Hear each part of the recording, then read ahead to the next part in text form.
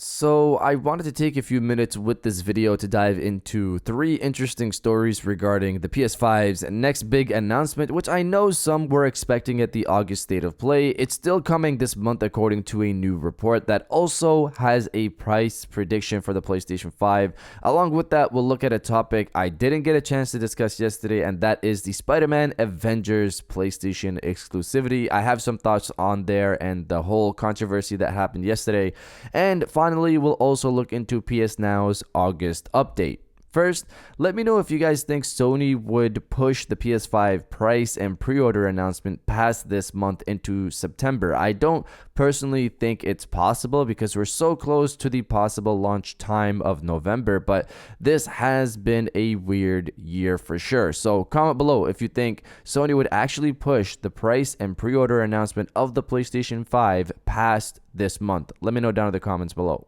Now, diving into the first story of the video, PS Now's August update. As I've mentioned many times before, I like covering news around PlayStation Now because I really think it's a solid service that just needs to improve on its backend in terms of streaming capability, which will come in the future with Microsoft's Azure service integration. But PlayStation Now clearly still keeps adding good games, and this month they're bringing Doom, Hitman, and Dead Cells. Hitman and Dead Cells are timed for the service until February 2021, while Doom will now be added as a regular PlayStation Now game. I haven't personally seen Sony take any of those regular PlayStation Now games out of the service, which I'm not sure how they keep them on there for what seems like forever when Xbox Game Pass has games removed all the time. I would be interested to see how those deals are made. Now, diving into the second story of the video, Spider-Man exclusivity for PlayStation platforms.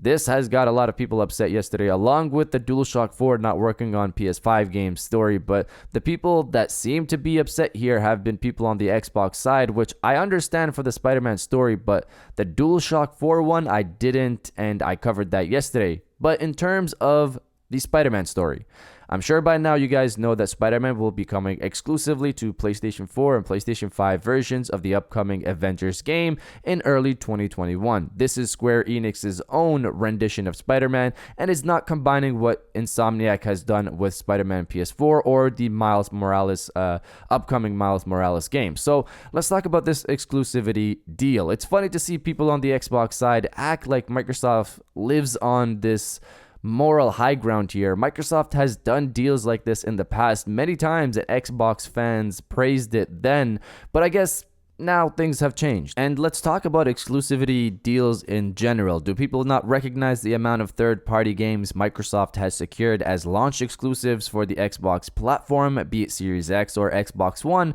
that they recently showcased at their Xbox Showcase event? If we're playing this game of not wanting to restrict people from playing any game, like Phil Spencer says, or like Xbox fans like to reiterate, then make those games available on all platforms day one. Why make them exclusive? I've mentioned this to people before, but I've seen responses like Sony does it too, and it's just business. You're right, it is just business. All of this is just business. They both do it. That's really all there is to the story here.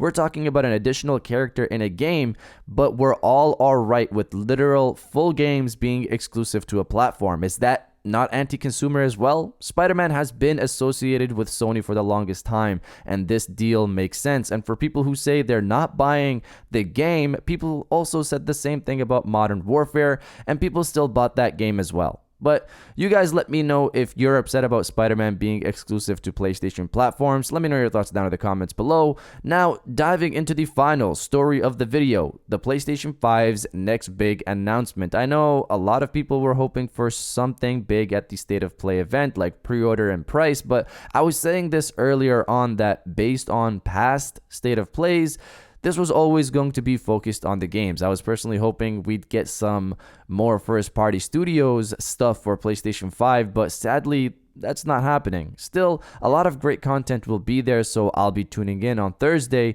of course, live streaming it as well. But what about the next big announcement for the PlayStation 5? Here's what Bloomberg recently reported. An official at the PlayStation unit who asked not to be identified because the plan is not yet public said Sony's next announcement regarding the PlayStation 5 is tentatively scheduled for this month. The company intends to release two versions of the console, one with a Blu-ray disc drive and one without, though it has yet to disclose the pricing for either model. I think the core of Sony PlayStation early adopters will snap up the first several million units quickly, said Macquarie Capital analyst Damien Thong. With backwards compatibility, their existing game library will work on the new console, so the new machine would be usable right away.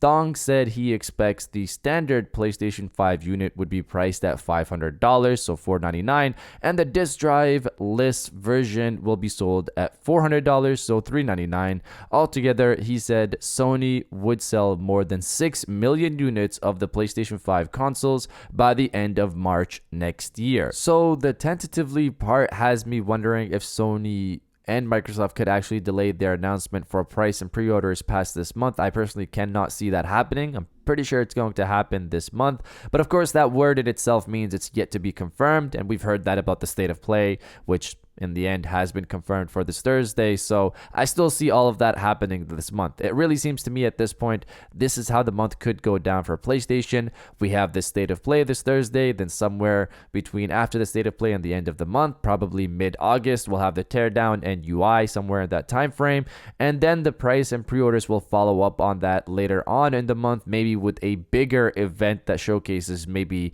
more gameplay from Sony first-party studios. And in terms of the price, $399 and $499 do make sense, as I've mentioned before, because Sony wouldn't pass $499. They don't want to hit that $599 region, and to make more people interested in the digital edition of the console, which then leads to Sony making more money because they control everything digital, $399 would be more enticing than just a $50 drop to $449 from the physical edition. This is all, of course, still just a rumor for now, as it has not been confirmed by Sony, obviously. But do you guys think $399 and $499 make sense, or does $449 and $499 make more sense? Let me know your thoughts down in the comments below. And if you guys did enjoy this video, please hit that like button, as it always helps, and subscribe if you're new. I got new videos every Monday, Wednesday, and Friday. And now I'll check you guys out on the next one.